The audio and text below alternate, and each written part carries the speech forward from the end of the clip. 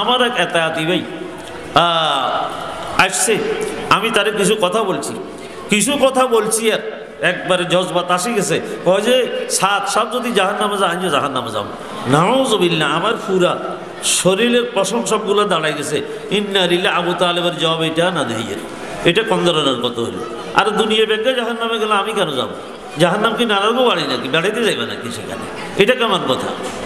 আল্লাহ, মুসলমান এমন জাতি, তারা ঈমান আর কুফর পার্থক্য করবে, হক না হককে পার্থক্য করবে, সঠিক বেঠিককে পার্থক্য করিব। ঠিক না বেঠিক বলেন না?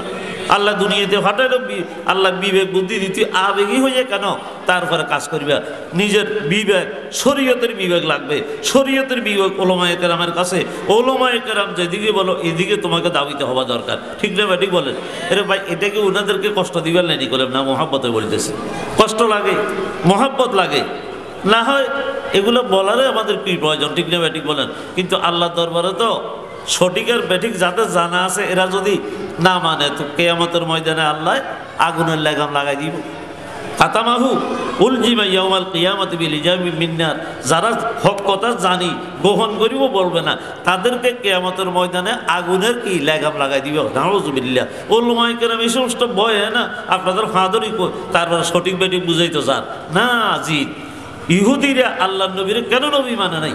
অথচ ইহুদিদের সবচেয়ে বড় আলেম আব্দুল্লাহ ইবনে সালাম, আব্দুল্লাহ ইবনে সালাম পরে ঈমান আনছে রাদিয়াল্লাহু তাআলা আনহু।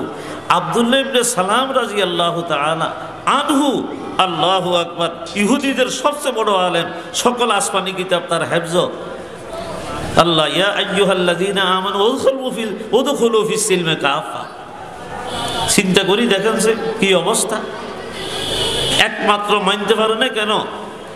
ইহুদিদের আলেম বলতেছে যেভাবের ভিতরে ইয়ারিফুনা কামা, যেভাবের ভিতরে বাফের সন্তানে চিনতে ভুল করে না, বরঞ্চ সেখানে সন্দেহ করলে করতে পারে। ঠিক না বেঠিক বলেন? কিন্তু এরকম চিনার পরেও আল্লাহ নবীরকে নবী স্বীকার করানো জিদ, হসদ, এনাত, এগুলো তো ইসলামের মধ্যে না। এগুলো তো অন্তরের বড় বড় রোগ। এই রোগ অন্তর থেকে দূর করতে হবে ভাই। কি কারণে হক হলে মানবেন না?